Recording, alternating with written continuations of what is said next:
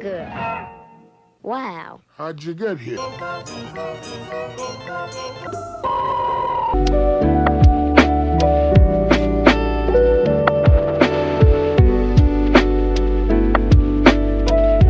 One sec, I have to turn my brown noise sound back on.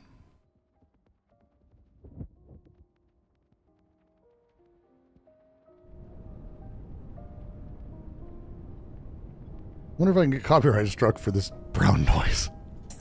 There are lots of ways to fulfill the will to power. Dominating somebody else through violence is a very, very obvious way, but Nietzsche thought there are more subtle ways too. Pity and charity are, according to him, expressions of the will to power. If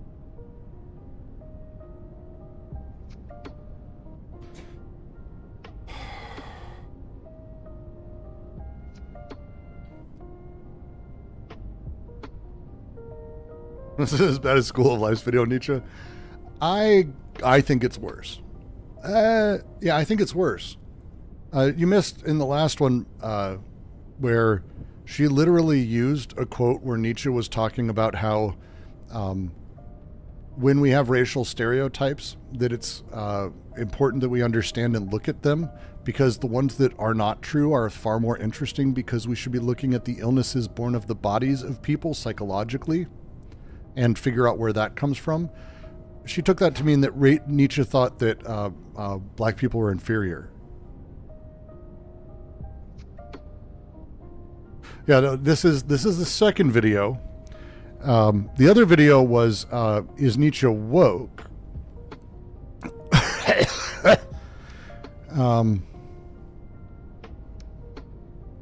If you help somebody out, you're really just trying to reassure yourself of your like own olives. superior status, and you could even.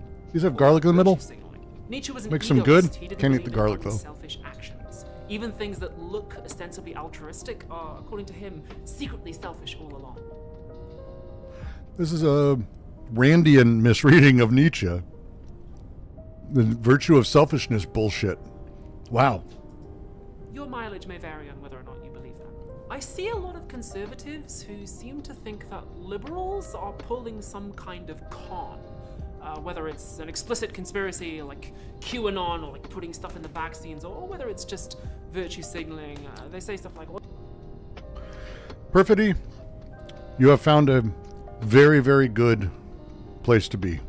If you're using potestas, I ranted already about this from Spinoza's point of view. Anytime I see someone talk about that shit, that just makes me happy.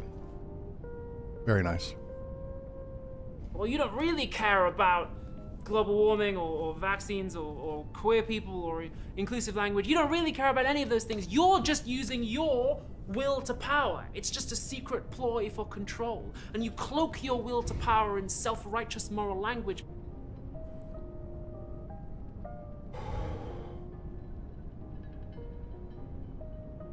Okay. Everything that she just said is garbage. Let me try to restate it in a way that I think is more in line with how Nietzsche wrote. If you are repressed, dealing with repression, the will to power foments, builds inside of this, becomes malformed, so do you. And what you may find is that, like the priest, who doesn't, again, explicitly go, time to go trick everyone. Like, that's not the shit that Nietzsche's talking about. It's the priest takes this internalization of the beauty of asceticism, denying oneself, and says, it is good. In fact, I must tell others. And here is how to be truly good, is to truly deny yourself. And flips it around by using that to care for people. It isn't. It's repressing. But that's it. So when you take pity on someone, Spinoza says this too, by the way, to look at someone who's pathetic and take pity, you're not really feeling for that person. Spinoza says explicitly, and I love this phrasing, what you're feeling is your impotence to change it. Your pity is inward. Pity is not an outward emotion. You don't go, pity! It's pity is felt internally. When you see someone who's in a place of being pathetic, a child on the side of the street alone, you would go rescue that child. If you saw a baby wandering down the street in cold air, you would just grab it and put it in a warm place and not give a fuck. But when you see Palestine, you feel pity. I do. Because I can't do anything. I'm impotent. I can do nothing. And it hurts. It hurts to do nothing. Physically, it fucking really hurts to do nothing. It sucks to do nothing.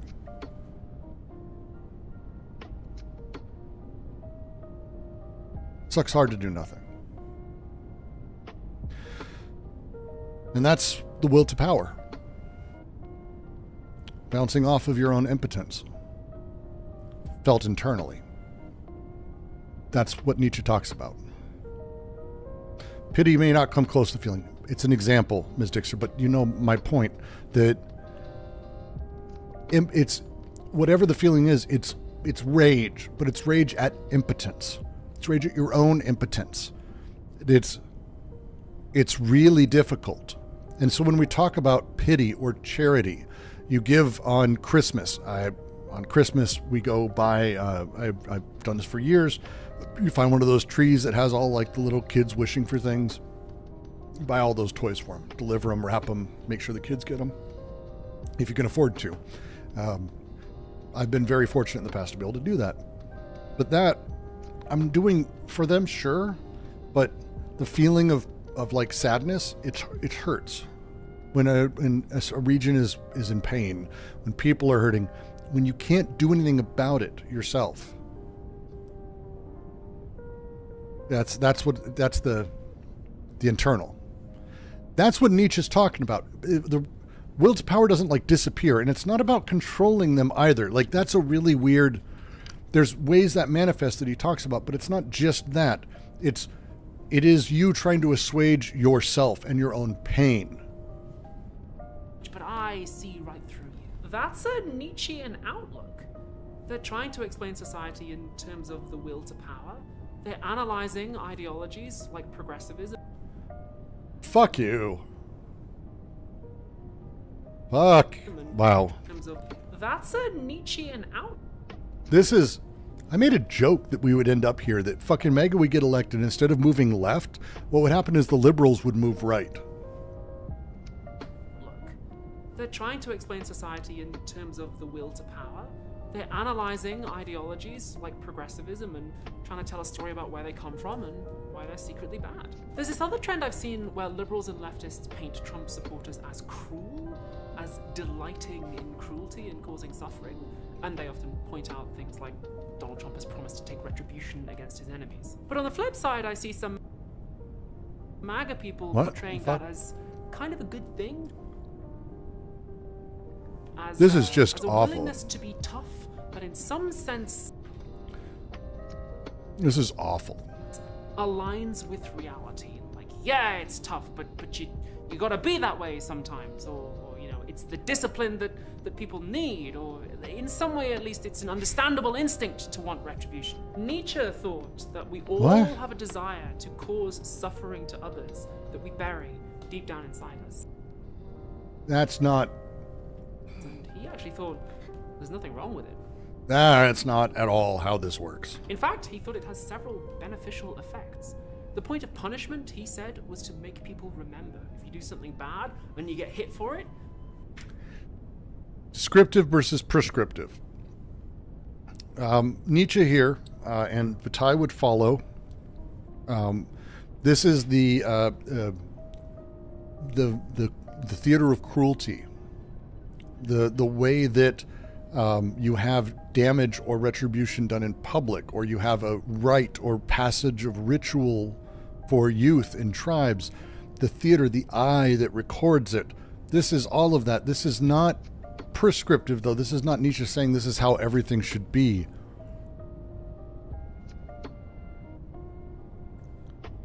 What brought on the swearing specifically is what she's doing is talking about things as if Nietzsche's being prescriptive. that Nietzsche believes that you need to do these things so people will remember. That the punishment forces someone to remember. And as such, you should always do such a thing. This is not Nietzsche's take. It's far more complicated than that. And it's very frustrating, again, the idea that Nietzsche is like pro-corporal punishment or pro-chopping someone's hand off or some shit is fucking wild. You'll remember it. And so, he says... Yeah, she talks about it like he's seeing this as the state of nature of man. He is not. He literally is talking about how society has brought all of this because of the bad and good, the good and evil morality that has been brought on by the master-slave mentality and the class structure and caste system, which has generated priests, which in return has created this sort of repression of the will to power. This is his entire point. It's that society has steered us wrong. It's really, really bad. This is a very bad reading of Nietzsche. The desire to cause non-reading. Suffering to one another is the foundation of all promises and contract and economic exchange. And Nietzsche didn't believe in economic exchange. He believed that societies and economies are based on debt first. And even reason itself. It makes people predictable and orderly, and hence it allows us to form goals and make plans based on the expectation that others will behave consistently. This is bad for Nietzsche. This is repression. So painful, yes, but also kind of necessary. I get why you empathize with it. Rationalization that I see some MAGA people making. And now, Jesus. She's fucking J.D. terrible. Vance wrote a very interesting essay in 2020 called "Why I Joined the Resistance." If you didn't know, Vance used to be a left-wing atheist and No, he wasn't. a far-right Catholic, and the essay is about why that switch happened.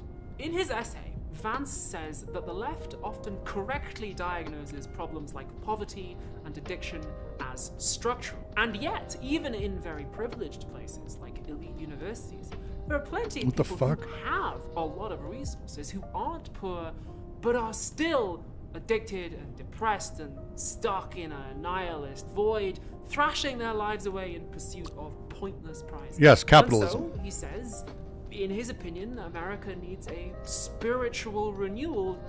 I'm so confused. This is like someone who lives in a different world than me. Like a alternate reality thing. He's never been... out of college. Like this is... Unless we're talking like he was when he played D&D when he was 12, he was an anarchist. Which I don't even think is accurate. He's been conservative his entire lifetime, and he bullshitted a "Why I Left the Left" story like so many of these people do. But I'm glad Abby believes it. I mean, she clearly has no conception of what critical reading is, so I can't imagine she would read it with the critical eye. To fill that void. He likes that kind of solution because it gives people a chance for virtue. It's something they can individually reach for. They can make good choices. This is how stupid, this is really wild. This is an incredibly unlearned person in philosophy. J.D. Vance, I'll explain why. It's important I explain why. I'm just got to start with that because I just feel like I'm going to fucking die. J.D. Vance believes there is a such thing as a virtue. Virtues are transcendent. When I say transcendent, it means that they exist outside of experience. Okay? Outside experience. God, for example. Now, we may have our individual realities, but there's a transcendent truth or virtue for us to strive for. This is what MAGA and the others believe, the transcendent, the platonic, the ideal. For Nietzsche, there's no such thing as the transcendent, and the transcendent is a trick that priests play to fuck people. To equate these things requires just the most amount of mental acrobatics. It's hard for me to even describe. This is the opposite of what Nietzsche would be talking about.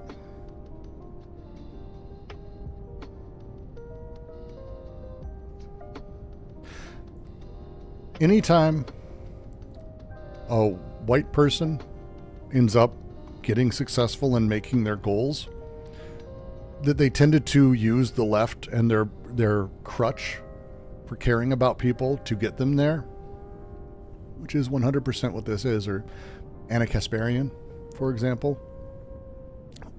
once they're no longer beholden to an actual working class or people who exist in pain, because that wasn't their goal all along, they don't care about changing society, they find a freedom. They find their master mentality. Heroic choices even. Transcendent is not really versus immanent. Transcendent is versus transcendental. And it's really fucked up that we use these two words. Do not get me started on my anger about this. But transcendent means outside experience. Transcendental means within. Which is fucking weird. But it's these two elements. It's a complicated thing. So it's not so much immanent versus transcendent. It's instead the reality that experience is what we have versus the reality that there is things outside of experience. Short version, shitty way to say it. Whereas the left tends to say, well, hey, here's a problem with society, and if you want to do something about it, too bad this issue is systemic. I hate you, actually, now. I actually think I dislike you as a person. I actually think I dislike Abigail now as a person.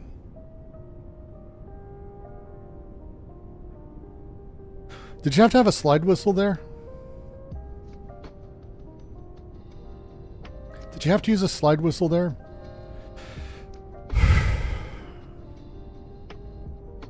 Am I weird in not believing in anything transcendent? No. I mean, no one does. That's the part. Like, that's the, does anyone really believe any of this shit kind of joke? No, people really don't. They want to. And they have drives, but, yes, Wig, transcendent is the stuff outside of the given. Yes. Transcendental is using your experience to go beyond the given. Yes, this is why it's as I said, this is not an easy distinction. Very, very, very complex one. But again, transcendent is very specific, and we can just say transcendent means beyond experience, that there is truths that exist beyond. And for example, 10 Commandments, Christ, God, man, woman, those things, transcendent. As categories. That's what MAGA is, transcendent. They're not universalist. They're not individualist. They're not perspectivist. There is truths. Everyone needs to get to it. You may come from wherever you are. You'll hear them say shit like this. Hey, we welcome anyone. If you are trans, you're free to be here. Just keep that shit out of girls' bathrooms and out of sports and out of this. You're free to be wherever you want. They'll say those things until they don't want to, because transcendent morality is their thing. The left, liberal order, says, too bad this issue is systemic. The left says, so start fixing it. If you come to an issue that's systemic, be the change. Go fix it. That's what the left says. You haven't read anyone who's on the left, so it's tough for you. I get it, Abigail. But don't quote shit you don't fucking know. Here's a problem with society, and if you want to do something about it, too bad this issue is systemic. And by the way, here's a list of words you can't say anymore. That's liberal identity politics. Is she doing this? Are we watching her Why I Left the Left thing? What the fuck, man? You don't really get to be a hero. You just avoid getting cancelled. What While the I fuck? agreed that more resources were often necessary, there seemed to me a sense in which our most destructive behaviors persisted, even flourished. In times of material comfort, the economic left was often more compassionate, but theirs was a kind of compassion devoid of any expectation, that reeked of giving up. Compassion that assumes a person is disadvantaged to the point of hopelessness, is like sympathy for a zoo animal, and I had no use for it. This is a great line from Nietzsche. This is J.D. Vance. Are you kidding me? She's equating the shit to Nietzsche. This is so fucking gross. It's unbelievable.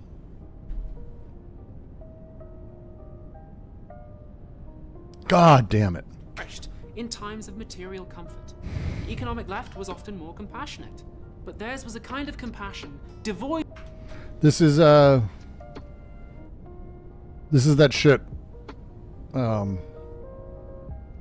No, Wig, this isn't. I was lying. I was sorry. I was being sarcastic, and I probably shouldn't have been. This is J.D. Vance. Of any expectation that reeked of giving up. A compassion that assumes a person is disadvantaged, no use for it. Vance's conclusions. But the steps that Vance takes to get there are very Nietzschean. No, they're not. No, they're not. Vance was making a basic point in that piece. Identity politics is not left-wing. That's insane. It's reactionary, and we can go over this again. We did in the first video already.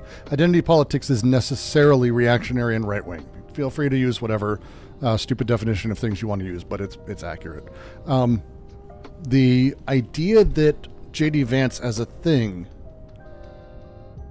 he was saying that, the economic left, which is one of those lovely catchphrases, people would go on it, but they just figured you can never get off of it. They wanted people to be on the hook forever, which is not accurate as a thing. That's the liberal order. That's the capitalist order, basically utilizing the government in order to pay for and take care of the people that they wanted to make sure were at the edges of society but not actually fixed. They don't want to fix the systemic problems underneath, which cause that set inequality, which is what the left wants to fix. Democracy in the workplace as a simple version of this. But it's insane to say that this is... It's all about becoming a heroic individual. That's not what Nietzsche is about. Becoming the main character instead of... That's the opposite of what Nietzsche's about. An NPC. Replacing thou shalt not with I will. That's not... That's... Now, let's take a big step back, and we'll put all of this together.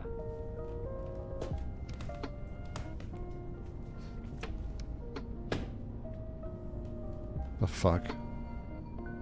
There's a genre of writing called anti-modernism. She wrote, and it says anti-modernism. It's been around for about 200 years. 200 years, yep. The vibe is this. Modern society is decadent. And we know this because values that used to be unquestionable are now being questioned. It's okay to doubt religion publicly. It's okay to criticize the founding stories of the nation or go against long-standing institutions. And so we've lost our absolute values. We've lost our way, and this is very, very bad. Not only bad, in fact, it's apocalyptic. I recommend Bruno Latour's We Were Never Modern. I did a reading of it 3 weeks ago now, 4 weeks. It's a phenomenal book. It's short, very easy to get through. And I think very much talks about how silly this is. Elliptic. Every generation of anti-modernists has claimed that the current decadence is the last straw. If Obama wins, he'll make Christianity illegal. It's not If Jeremy Corbyn wins...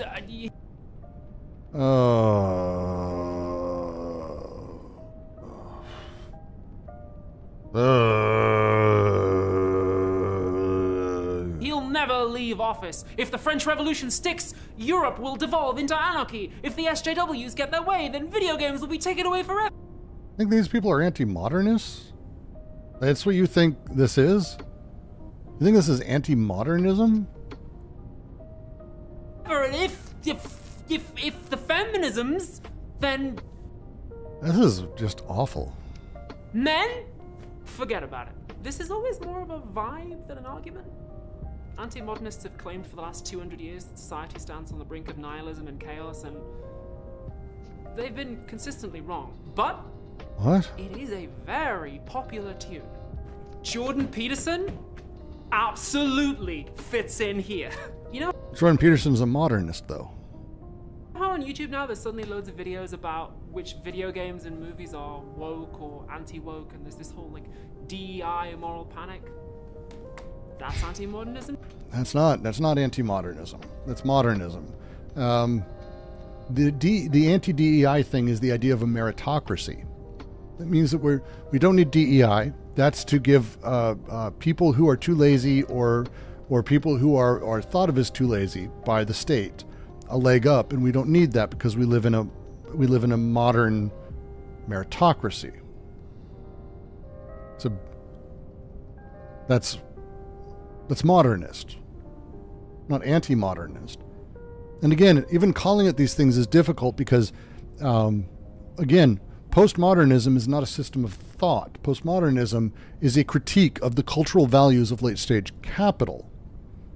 That's what Frederick Jameson said of it, and that it was the cultural hegemony as it would exist in late-stage capitalism. But it's not a system of thought. It's not that setup. Modernism, which again, I would agree with Latour that we've never been modernist.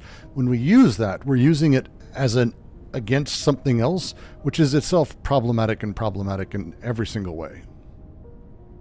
It's really silly. From true liberal is being identity free, the consciousness, collective, etc. Identity begins with territory, which is the basic unit the left wing works with. Right wing works with ethnic identity.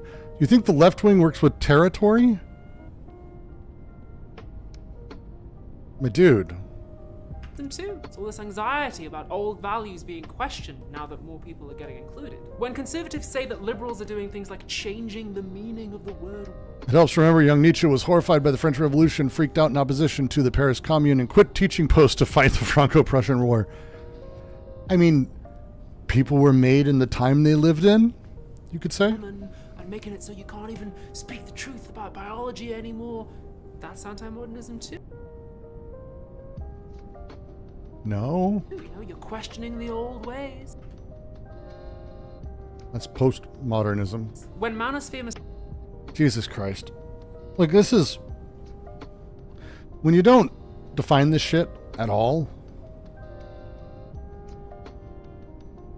it just becomes, like, problematic. And again, analogy is the death of philosophy. I'll say it 1,000 times.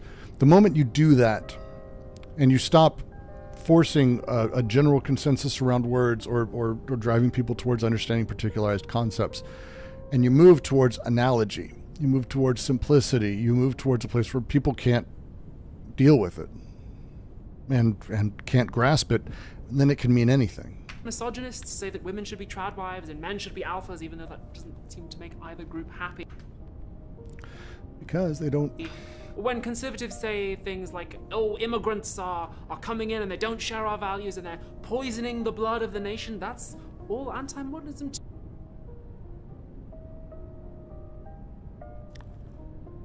too. You know, you're mixing things that shouldn't be mixed spiritually, morally, racially. Poisoning the blood?